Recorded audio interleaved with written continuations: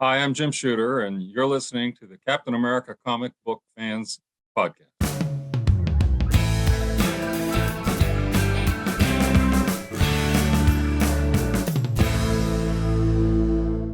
Well, greetings, Cap fans. Welcome to episode 207 of the Captain America Comic Book Fans Podcast. I'm Rick Verbanis, and I'm your host. I got a co-host. He's the best one out there. His name's Bob Lucius. Oh, Bob, watch out. You might get what you're after. Cool, babies. Strange, but not a stranger. I'm an ordinary guy. I was just, you lulled me in. It was like being at a beat poetry jam or something. Yeah. But Do you know the next still have line? no idea. I have Next no idea. line? No idea. Burning down the house. Oh, little Talking Heads. Yeah. All Little Mark right. Grunwald's favorite band. Right. Yeah. Yeah, big Very hit for them nice. back in 1983. All right. But why am I greeting you, Bob, with a burning down the house? Well, we are covering Captain America 19 of Volume 6 tonight, Rick, and that's the final issue of that volume.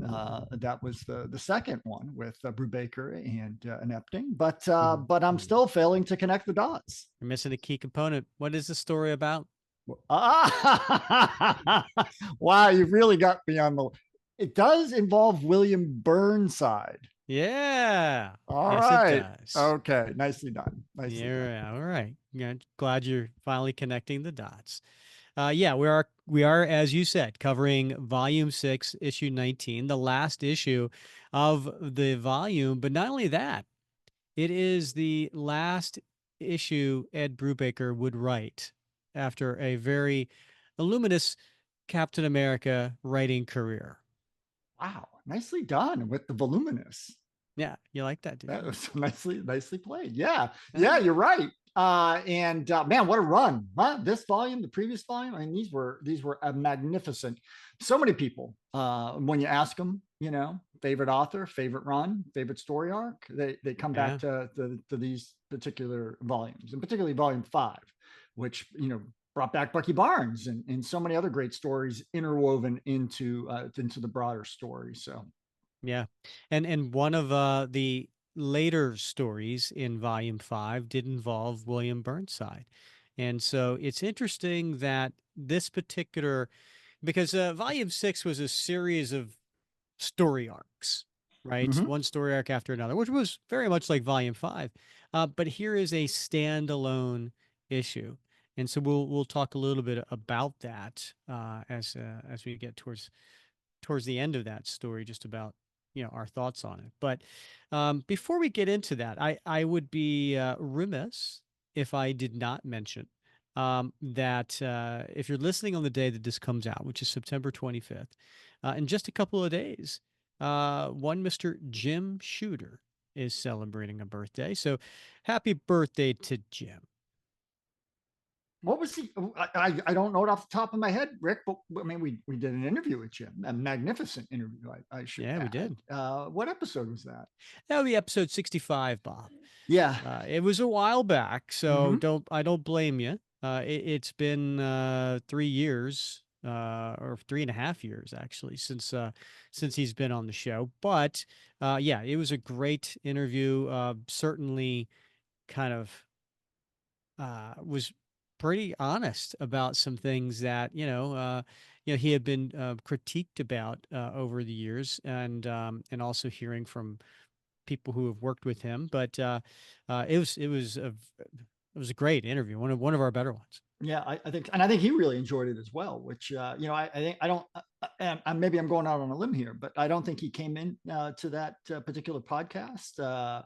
Really thinking that he was going to get as into it as he did. But I think when we close that out, I think he found that as rewarding as we did, and certainly it was really informative. Yeah, absolutely. Yep. And speaking of interviews, stick around. At the end of this episode, we will announce who our interview is for our next episode. So make sure you stick around to the end for that. Bob, anything else going on with you? No, Rick, just, working in the coal mine, you know, Mm. you know, putting food on the table, gas in the tank, normal stuff. What about you? Yeah, doing well. We had last episode, right? We did the Captain America comic book fantasy draft. And by the way, I know I say these things and I pause for effect, but you don't always get it like the whole time capsule.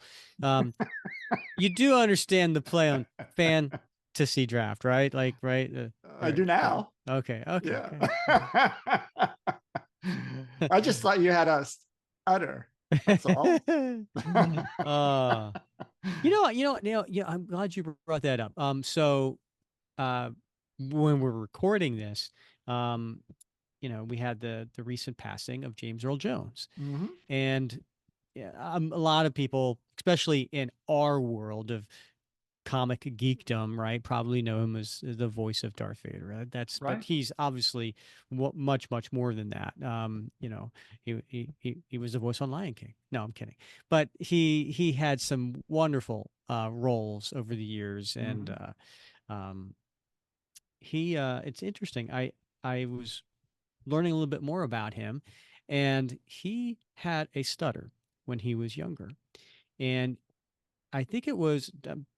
I'm paraphrasing. I might be off a year here, too, there, but I think between the ages of 6 and 14, he just didn't speak, and because he would be made fun of Hmm. for his stutter, which is a horrible thing, absolutely horrible thing to do to another human being is to make fun of something like that. And listen, kids do stupid things, right? So Sure do. there's a lot of adults who do stupid things too, um, but but you know what? God loved teachers. The good teachers out there. The reason he got over his stutter was he used to write poetry, and he would turn it in for, assignments for class. And the teacher got him to go up and recite his poetry in front of the class. And he found when he was reading his own poetry, he didn't stutter. And I just thought that was a great testament to what a wonderful teacher can do for somebody. Absolutely. Yeah. Yeah. Teachers matter. And there are a lot of really great ones, and they know how kids work because they work with kids, and Hmm. they're trained with kids. One of the things I teach at a university, and one of the things I learned, and I've been teaching at universities for a better part of 12 years, Hmm. different universities. One of the things I've learned is And that, they keep kicking you out. yeah, that's pretty much it. Yeah, they run me out of Dodge. But like anybody can teach at a university, um, and even like you don't need a PhD, you don't even need a master's. If you've got a certain skill set in a certain area, certain field, uh, and you can teach in a certain program because you bring those life experiences and those professional skills. Of course, if you're going to teach, generalist courses or really deep courses in something that involve you got to have an advanced degree. But one thing I learned is that you don't need any professional training to teach at a university. Unlike being an elementary school teacher or a middle school teacher or a high school teacher, the certification, the training, the education that folks go through in order to fulfill those roles is man, it's insane. It's insane. I Well, looked into it, and when I first moved to Florida, I thought, well, maybe I'll get my teaching certification.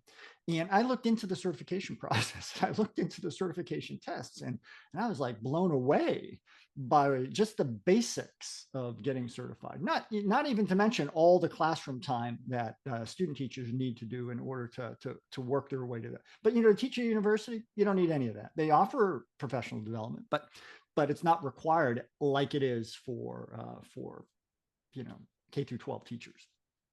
well, I got to say, if it was going to be one way or the other, I'm glad it's the way it is because you really think Yeah. about it, those children are a lot more influential, or not influential, Mhm. influenceable, Right. right? And so, yeah, it's really, really key that, Yeah.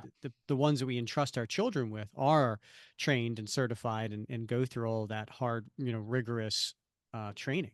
Yep. It's no joke. And yeah, kids only get one shot. When you're in K through 12, you get one shot at your K through 12 education. And so, you want to make sure they get your best people and you pay them well, and they get the professional development that they need to improve over the course of their careers. And because we all depend upon those generations to take care of us when we get old and decrepit.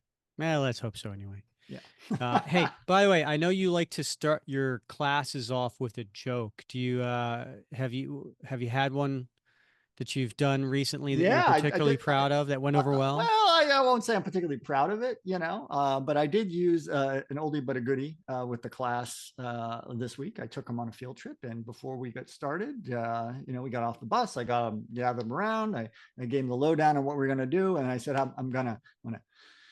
I haven't done any jokes with this class yet, and I said, I just want to let you know, if you didn't take me specifically because of the jokes, you're going to get a joke from here on out. So I just want to let you know what happens if you accidentally eat aluminum foil. What happens, Bob? You sheet metal.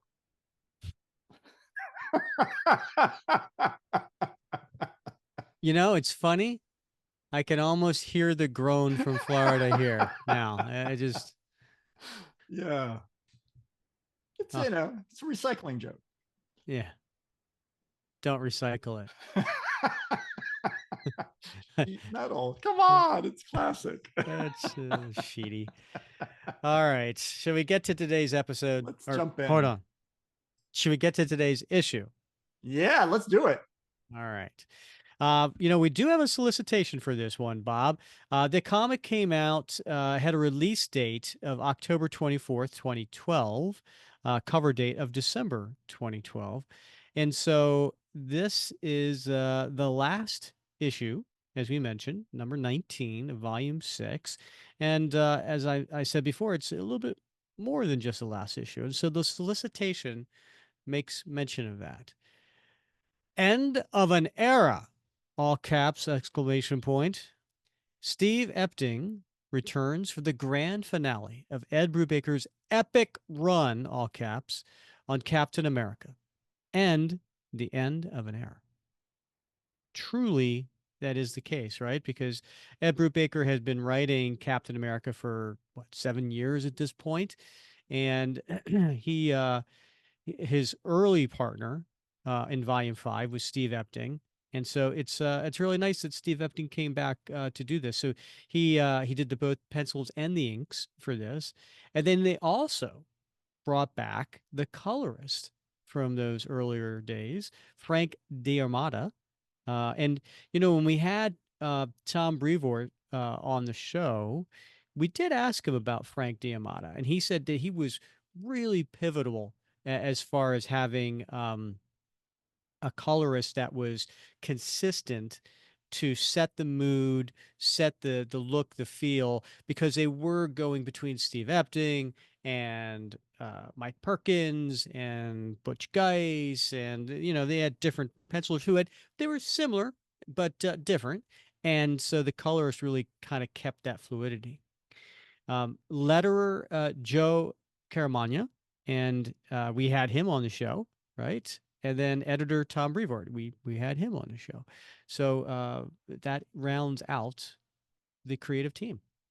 Just waiting to hear from you, Ed, Steve. I know, right? So, it's funny. I think I'm going to, and this is old hat by the time people listen to this, but I'm going to the Baltimore Comic-Con. And part of my reason is I'm picking up this amazing commission. I don't want to say the artist, I don't want to say the character, but I've seen the work and it is gorgeous. And when I say gorgeous, that should be a hint. Okay. Okay. All right. Yep. And absolutely Burning. stunning. It's burning. I can't wait to pick it up. That's the main reason I'm going. But the other reason I'm going is to recruit people for the show, and I believe Steve Epting's going to be there. So I'm going to wish me luck, Bob. Nice. Good luck. Good luck. All right. Speaking of Steve Epting, he did the cover as well. Bob, do you want to take the listeners through the cover? Man, this is one of those covers, Rick, where it's almost made for a displayable poster in a comic shop or on your office wall. I don't have this one. I don't know if they ever actually produced this one as a promotional poster, but I'm gonna have to check and see if they did, because it's amazing.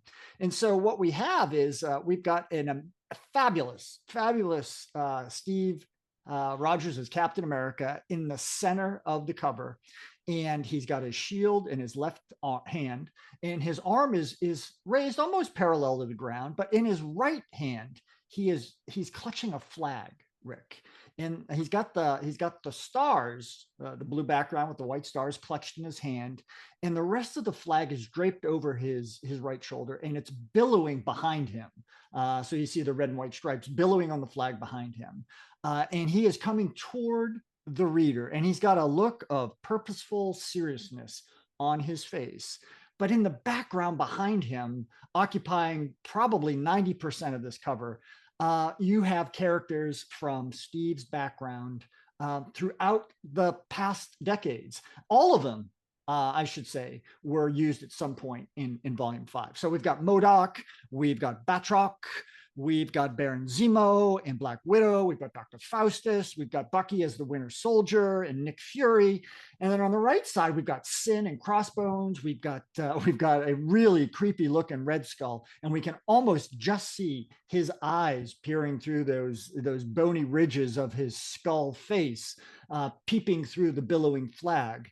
And then we've got Sam Wilson as the Falcon, and we've got Bucky again, but dressed as Captain America, because he did take over for a while and carry that mantle in the absence of Steve Rogers after his parents' assassination. And then far down in the lower right hand corner, we've got Sharon Carter as well. So we've got this amazing collage of Captain America foes and friends, all with a sort of reddish tint to a certain red hue to it, and then above them all, we see Captain America, but above that, the final issue of. So it really drives home the point that this is the last issue of the volume. And as you pointed out, the last issue of Epting and Brubaker's work together. Yeah. No, yeah, thanks for taking us through that. Yeah, it is really cool to see all these different characters that are important in Captain America mythos. And certainly who had played central roles throughout the 7 years of Ed Brubaker's runs. And yeah, I think the only thing I would say, Bob, you didn't point out was Sharon Carter's wearing a skin tight outfit. Yeah. I'm trying to tamp it down, Nick. Oh boy. All right. Well, I need to get my copy. And I'm glad you suggested this issue, Bob, because I don't think I've read it since it came out. Yeah, it's not one you would normally just pick up for a quick read. I mean, there really isn't any reason to, right? Because it's not really connected to like a 3 or 4 issue or even a 5 issue story arc. Right. It is a standalone issue. Yeah.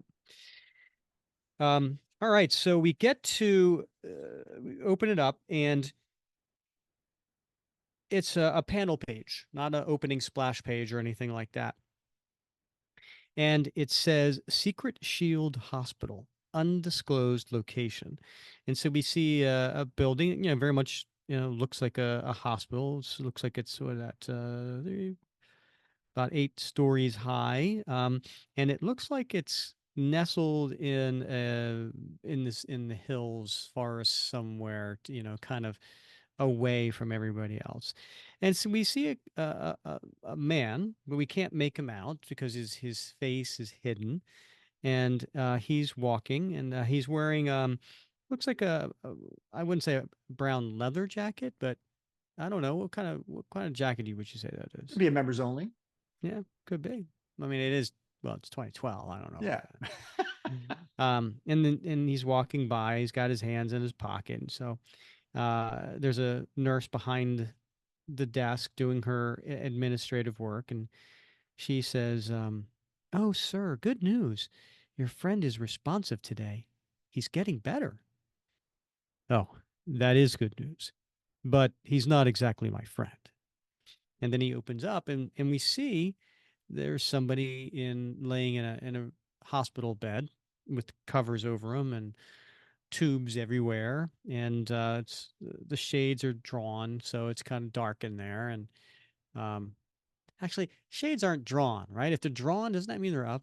No, I mean, I think it means they're down. Yeah, you Yeah. draw the shades, draw the curtains. Okay. Yeah, All right.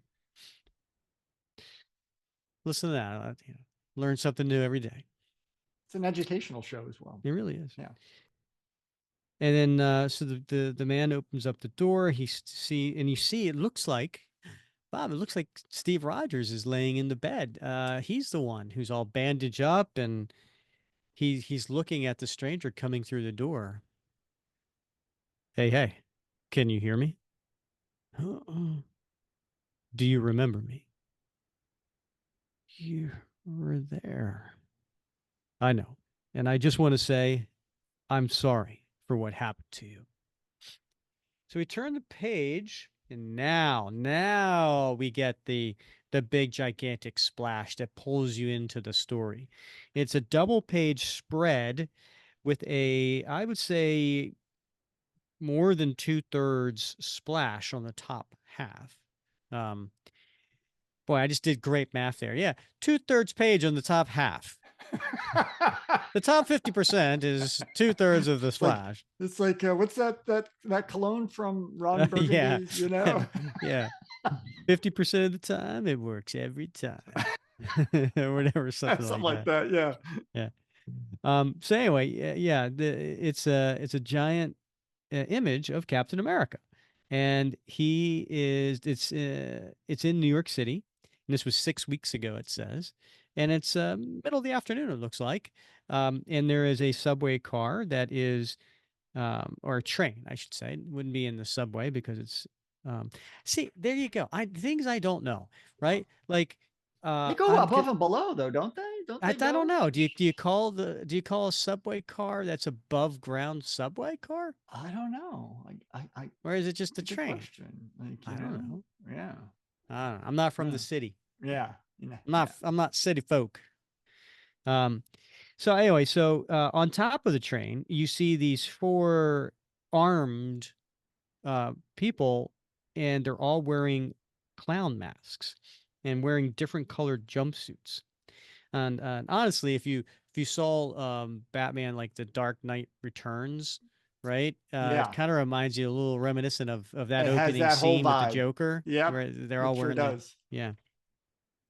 And so this train is going through New York, and there's office buildings and residential buildings all around it.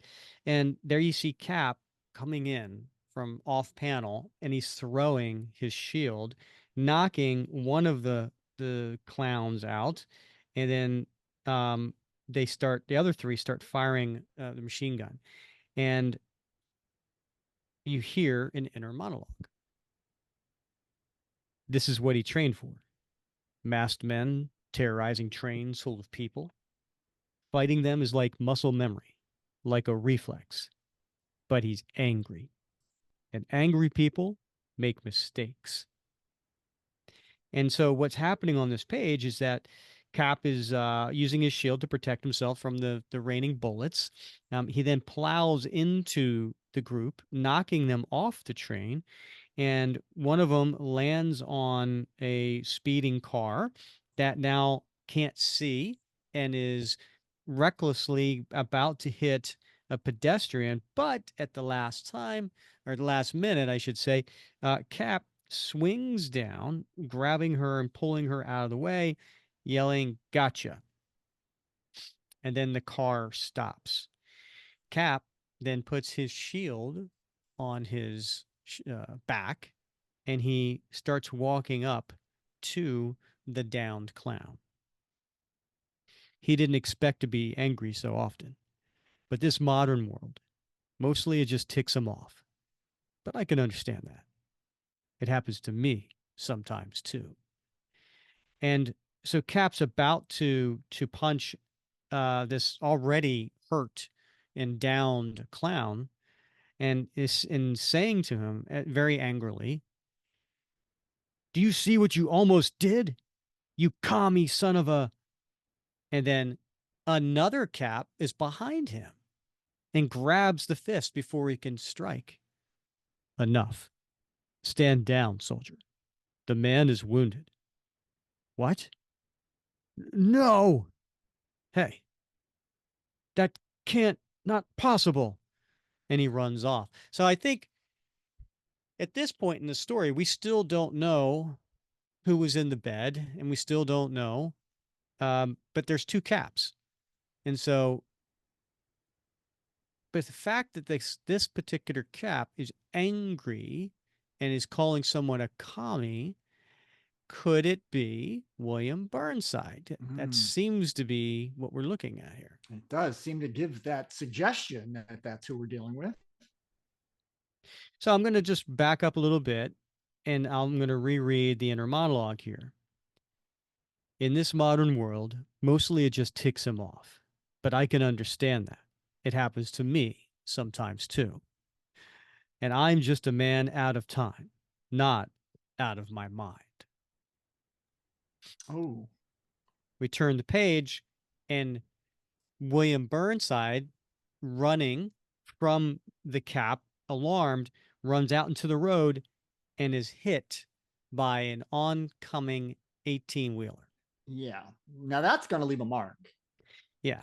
I don't know. I mean, he has a shield. Don't you think he would have put his shield up in time? Yeah, I guess if he'd had the reflexes, but it doesn't look like his shield's in front of him. It's over his left shoulder. I didn't buy it.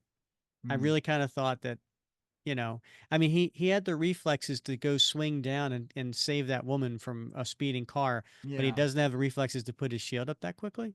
Well, you know what Cap just said is that he's often angry, and in this case, he's he's both Reckless. angry and confused. And when you're Yeah. angry and confused, you make mistakes. All right. Good point. Yeah.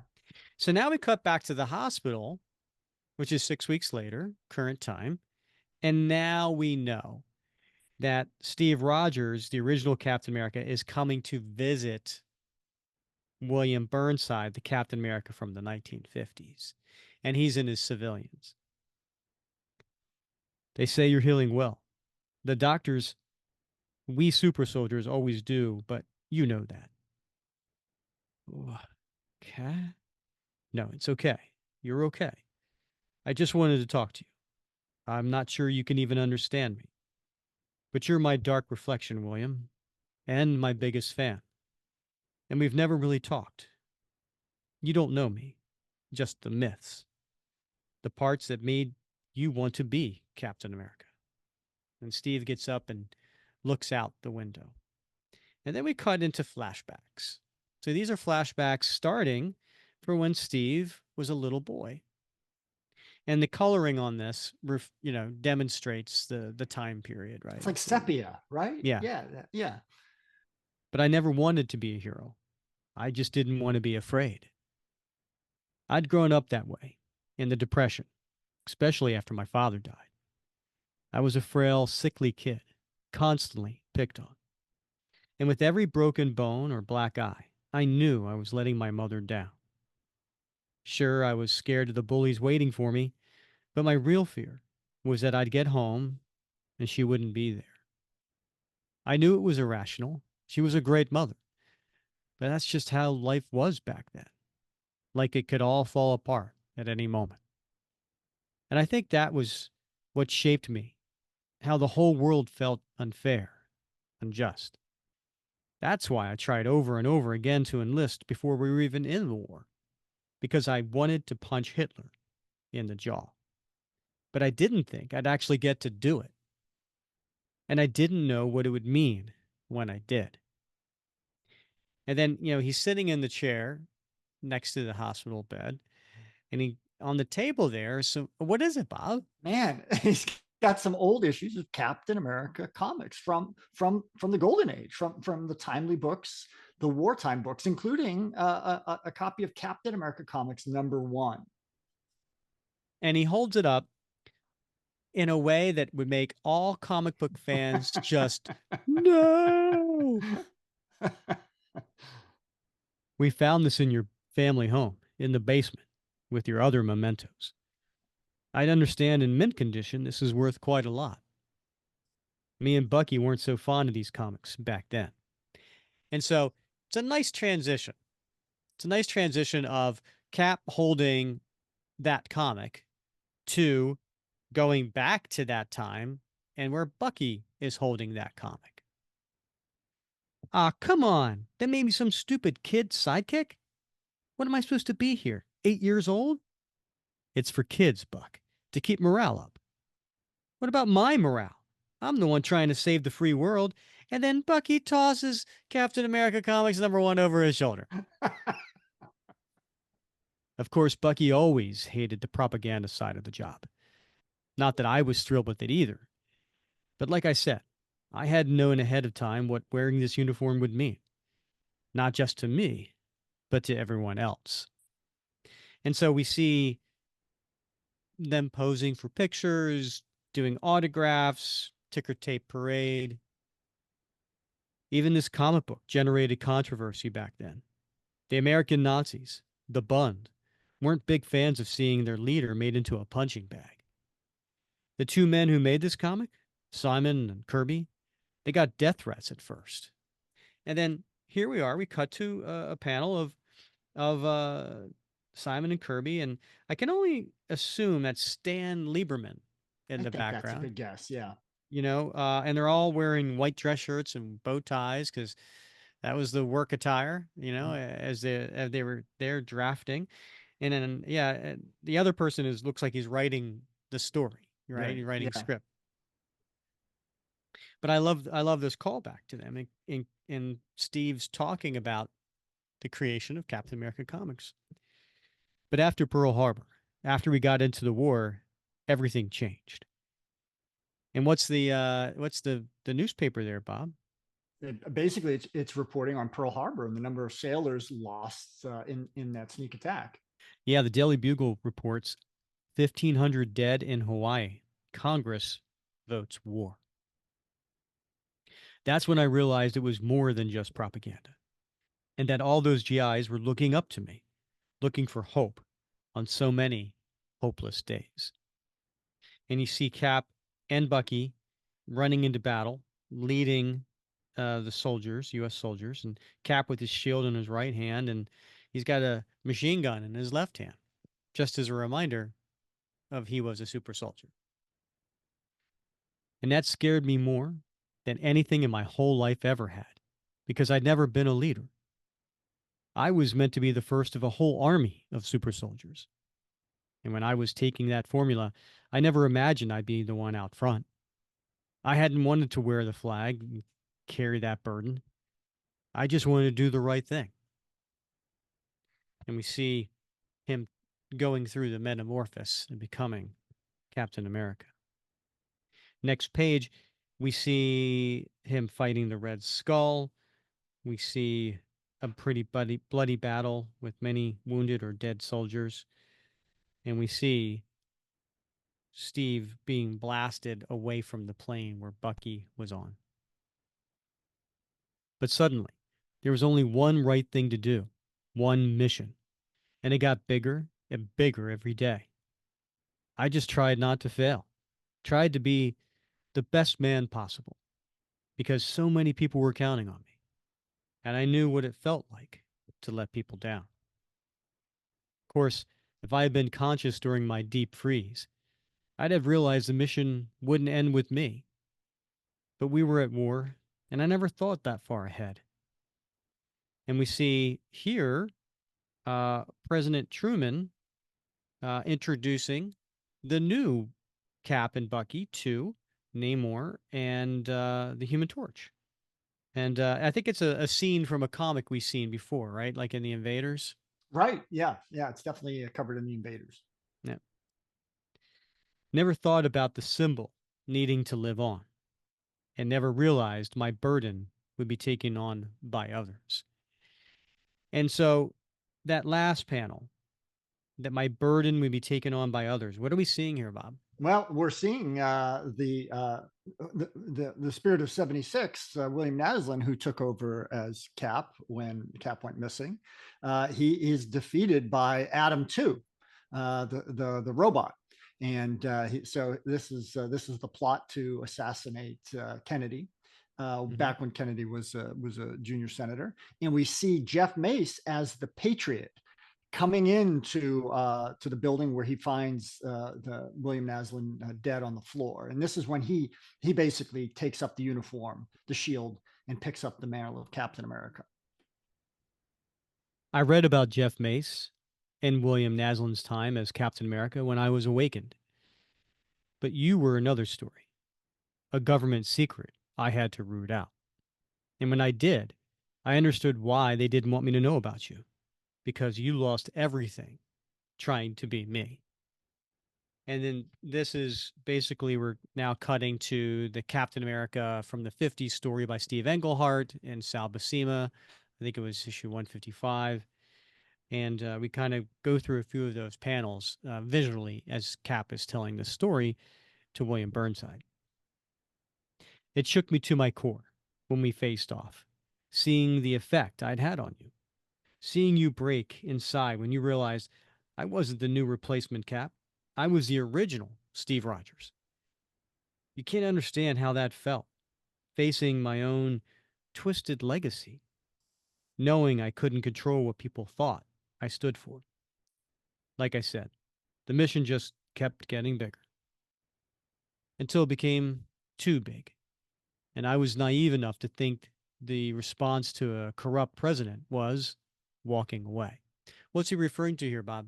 This is when he gave up the shield and the uniform and became Nomad. Not from the fight, no, but from the symbol. I thought the government would replace me with someone trained, but they didn't have the chance before an innocent civilian tried to take my place. The guilt I carry over that man's death can't be measured. What's he referring to here? Well, he's referring to Roscoe Simons, right? Who I think he was only in that uniform for, I think, maybe two or three issues before Red Skull dispatched him in a fury when he found out that this was not the original Steve Rogers. Yeah, and we're seeing scenes, from that. I think there's the famous scene of Roscoe being tied up on the roof, lying there dead, being discovered by Sam Wilson. Next page. I understood then what I had been learning ever since I picked up that shield. The mission isn't just mine. The mission goes with the symbol. And if I don't wear that uniform, then someone else will. Someone else always will. Because that's the hardest thing about being Captain America. Understanding that the mission is too big and it'll never end. But it has for you, William. And we turn the page, and there's a scene of a funeral here. And Cap is at a podium giving a eulogy, and we see the Avengers and others in paying their respects. And then we see a coffin with a American flag over top of it, and 3 soldiers on each side giving a military burial. We buried you last week in Arlington National Cemetery with full honors. I spoke there of the things you stood for and what you fought for before your flawed super soldier serum affected your mind. I spoke of the best of you. And now it's time for you to rest, soldier. You've served, you've done your best, and your mission is over now. And then Cap gives the lying down William Burnside, who with tears in his eyes, Steve salutes him. Tomorrow you'll go to another hospital for more healing. And they're going to do their best to restore your mind, to give you a new life to go with your new name. Because you don't have to be Captain America anymore, William. You have my eternal gratitude. But someone else will carry that burden from now on, for as long as I can. And William Burnside just lays there with tears in his eyes. And Cap walks away. And then the last panel, he's on his motorcycle driving away, and you see a flag kind of floating in the sky going with the sunset. The end. And Bob, by the way, you know that the motorcycle is driving away. You know how? How, Rick? Well, you really can't because there's no exhaust. There isn't. Yeah. No. There's been emission standards put into place Ah, since the 70s and early 80s. okay. Yeah. We'll just have to assume it's not just standing there still. All right, Bob, what did you think of this story? I love this story, Rick. I mean, for many, many reasons, right? We get flashbacks. We get this inner monologue of Steve, but not really an inner monologue. It's a narration. He's talking to William and telling his story and sharing what he went through. You know, warts and all. And he's not. He wants William Burnside to know who he really is, not what the propagandists have told him, not what he read in the comics, you know, but who he really is as a person. And we get to see his memories of the childhood. You get to see memories throughout his career. And the art is fantastic, and it's capturing some of the most important scenes in Steve's life. But there's a purpose to it, right? Um, and I love the fact that, like he said at the very beginning, like they've fought on two occasions at least, right? Once, obviously, in the Englehart arc, but also when Faustus brainwashed Burnside into becoming the Grand Director. Yeah. So they've had history, but they've never actually sat down and talked man to man. So I mean, just so much to love in this story. So I wonder, why do you think Ed Brubaker decided to finish his 7-year run with the character in a standalone story featuring William Burnside? And as I'm saying this, I'm talking this through. I don't think the story was about William Burnside. I think William Burnside Yeah. was a tool for Steve to tell his story as a recap from his childhood to his current mission and everything in between. Mm-hmm. And that it's a burden, but it's a burden that he feels that only he can shoulder. And I wonder why Ed wanted to go out that way. Yeah. Yeah. It's a good question, right? I mean, Steve was gone for a good part of volume 5. And I mean, and volume 6 was relatively short. I mean, 19 issues. But even a lot of that was Cap wrestling with demons from his past. And so I guess he's maybe wiping that slate clean, perhaps, and setting him up for his future, where now he's reclaimed that mantle. And because, as you know, for a while Bucky had it, and it's on him now, and he's back at it. And of course, there was that really important arc in volume 5, right? Was it volume 5? I don't know if they counted as volume 5. It's issues 602 to 606. I guess they counted as volume 1.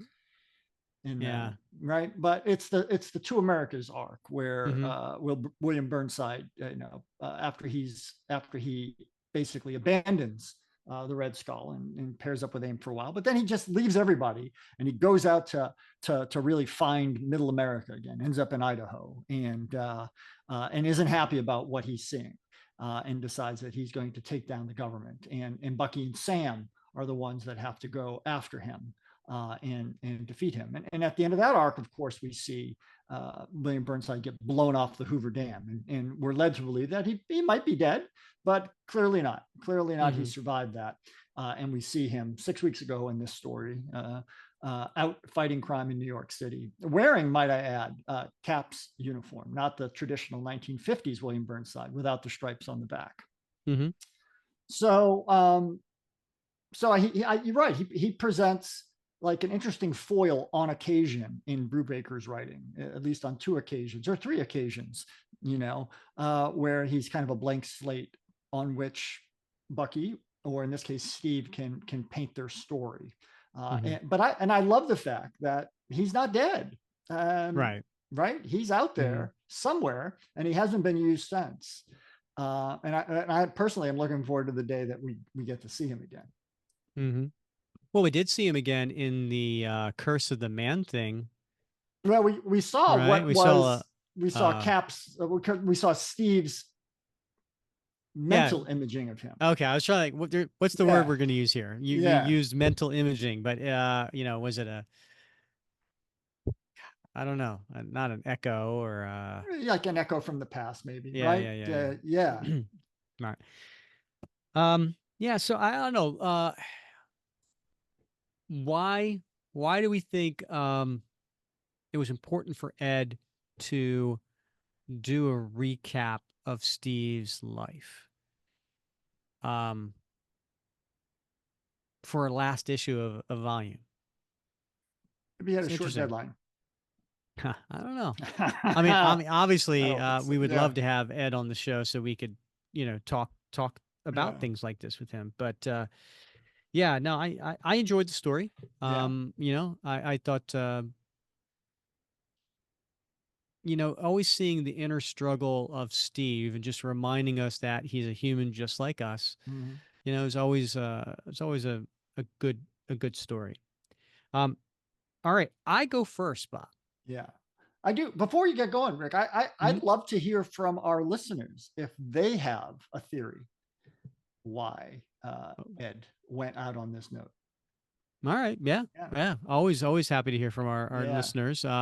Leave a comment in Spotify or on YouTube, or definitely on our Facebook page as well. Um, all right. So I go first for favorite panel, and I am going to go with page 10, panel 5. It's the one where Captain America Comics #1 is involved. Mm-hmm. And it's the panel where Bucky's just tossing it behind him. And I think it was, I don't know if it was like an inside joke for Steve or Ed, whoever came up with this concept of Bucky was just going to toss Captain American Comics #1. But I think it was kind of like, hey, do you want to make the fanboys cringe? I got an idea. Right. Let's have him toss, the holy grail of all Captain America comics. Right. You And know? I got to tell you, I love how the cover of Captain America 1 is lovingly rendered in exquisite detail. Yeah. I mean, Oh yeah, it's yeah. really nicely done considering how small it is on the page. Yeah. Even the coloring is spot on. I mean, yeah, there are 5 panels on this page, and all 5 panels have Captain America Comics #1 Yeah. in it. It's yeah. How about you? You have a favorite panel?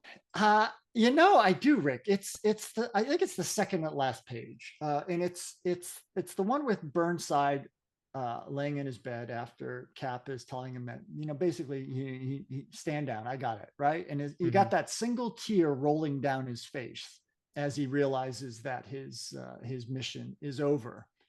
And that Cap is grateful in some way. Right. And I look at this.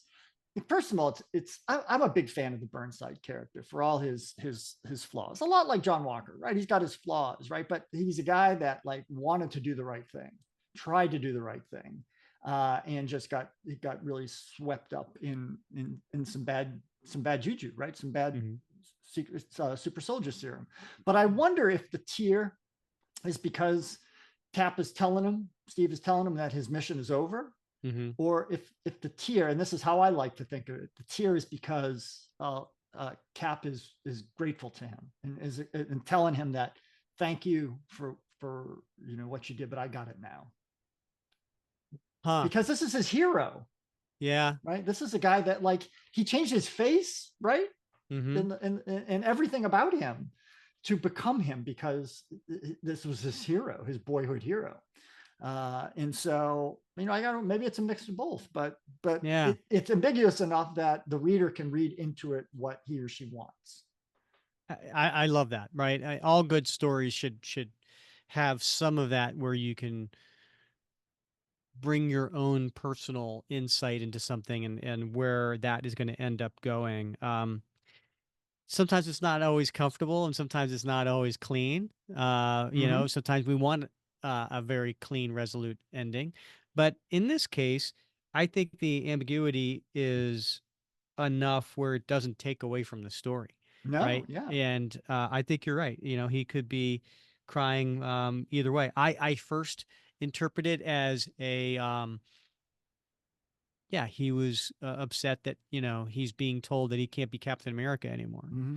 And because that was his life, right? Like that's all he wanted to do. Right. And to Yeah. have everything that he wanted to do being told it's being taken away.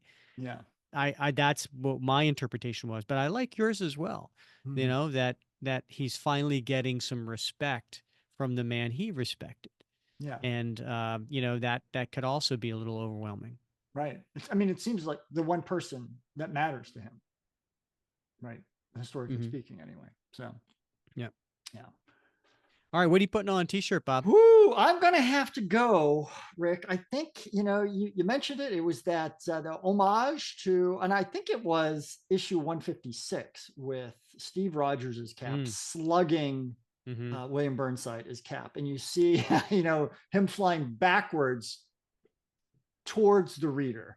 Mm-hmm. And we've seen this homage a number of times in Captain America comics, but that one right there Mm-hmm. is, the original by Sal Buscema, beautiful. This one rendered beautifully. I'd love to have that on a t-shirt. It would make a good one. Yeah, sure It would would. make a good one. Yeah, nice. How about yourself? I'm going to go with page 4. It's going to be William Burnside, first panel on the top of the train, holding the shield and with the ricochets on his shield. I just like the like it's just a horizontal sliver, right? That I think would just look good across the chest. And it says, fighting them was like muscle memory, like a reflex. And I don't know. I think I look cool in a t-shirt. Yeah, absolutely. And what about your time capsule? Nicely done. Oh, that to me is a no-brainer. I'm gonna have to go with the page 11 last panel, which has Simon Kirby and we believe Stan Lieberman, aka Stan Lee, in that. So I think that's just really cool where Steve Rogers is referencing the men that created him. Yeah, yeah. That's a great one. That's a great one, and that's a great panel. Really well done, and just a respectful call out to folks that had a hand in shaping the character that we all love so much today. 90 years later. How about you? What's going in your time capsule? Rick, I'm going to take a broader brush here. One of the things I really like about this issue, and it's somewhat rare, is that we get to see in one issue not only William Naslund as Captain America, but we get to see Jeff Mace in the moment that he becomes Captain America. We get to see William Burnside as Captain America. We get to see Jack Monroe, Fred Davis, and Bucky Barnes, the three folks that were Bucky, right? We get to see Steve Rogers not only as Cap, but we get to see him as Nomad. And I don't know, I'm not sure if this is either John Walker as U.S. agent or we're seeing Steve Rogers as the captain. I think it's John Walker. And we get to see Roscoe as well as Cap, all in one issue. So like, how many issues? Can you tell me how many issues are there out there where we see the whole panoply? I mean, we're just missing a handful, actually. I'm sorry. What did you just say? The whole what? Panoply, the whole schmeal, schmazo, House and Pepper, the whole cornucopia. Yeah. Panopoly. Wait a minute. No, I'm not letting you get away with this. Yeah. Panopoly. Panoply. Monopoly with a P. Yeah. P-A. Panoply. I've never heard that word in my entire life. All right, look it up. I'm not debating you. I'm not questioning you. I'm just. Yeah. Anyway. All yeah. right. Why? Yeah. So so this is one of the things I really love about this issue, and I think that's John Walker, by the way. I think it is too. I think it is because he's got because he's angry and he's fighting the watchdogs. Watchdogs behind him, right? Yeah. So I mean, we get all these folks who have been who carried the mantle of Captain America. And that's a big part of what Steve is talking to William about. It's like, you had a role to play and you played it and you fucked it up, screwed it up. But all these other folks did as well. But I'm the real deal, and I'm back, and it's on me now. I have the mantle. And so my time capsule is that this issue lays out this whole history of folks who tried to carry the mantle when Cap wouldn't, didn't, or couldn't. And I think that makes this issue really special. All right. So you're saying the whole issue is a time capsule for you. It is. Yeah. All right. Fair enough. Okay, Bob. Well, we promised that we would have an announcement on who our next guest is, which is going to be next episode, and it is a tying in a little bit with what we talked about at the beginning of the episode, where we talked about the importance of teachers and professors. And we got our own professor coming back. That is Professor Mark D. White, and he is coming back on the show. This will be his third appearance. You may remember back on episode 30 is when he first joined us, because not only is he a writer of several books, but he's the writer of The Virtues of Captain America, Modern Day Lessons on Characters from a World War II Superhero. And so there's a new edition out, and he's coming on next episode to talk about the new edition. I'm looking forward to that, because I know he's greatly expanded it and revised it and added a lot of new material, including a chapter, I think, on Hydra Cap, or Supreme Hydra, whatever his name is, right? The Hydra Steve Rogers. Yeah. And so that is that's like the fourth rail of Cap fandom when you talk about the Hydra Cap. People either love it or hate it, but I'm sure we're gonna have a lot of questions about how he manages to work that particular story into a book called The Virtues of Captain America. So that's gonna be a fruitful conversation, I think. Yeah, especially because, what's the philosophy behind it, right? Because he is, I think, a professor of philosophy as well. Mm-hmm. In fact, we did have him on, it was episode 108, was the second time we had him on the show. And it was a listener Q&A, and it was the philosophy, listeners could, send in their philosophical questions about Cap. Right. And Mark helped answer some of those questions for us. So that was a fun episode, 108, if you want to check that out. But yeah, looking forward to having Mark back on the show next episode. Indeed. Yeah. It's going to be philosophically fun. Absolutely. I always, is it going to be half fun? Is the episode, I was trying to be half filled, or is it half full of fun, or half? If there were two episodes and one fell down, would anybody listen to it? I don't know. No, but it's always a great conversation. And if you like just talking about Cap and philosophically waxing on about that, this will be the episode for you. Yes. All right, Bob. As always, it's been fun wrapping Cap with you. Indeed. I can't wait till next week. All right. And please rate, review, subscribe wherever you're listening. We'd love your comments. Again, Spotify, YouTube, Facebook. But we even like it better when you subscribe and you give us a thumbs up. It helps us get noticed. So thank you for doing that. And as always, thank you for listening to another episode of the Captain America Comic Book Fans Podcast.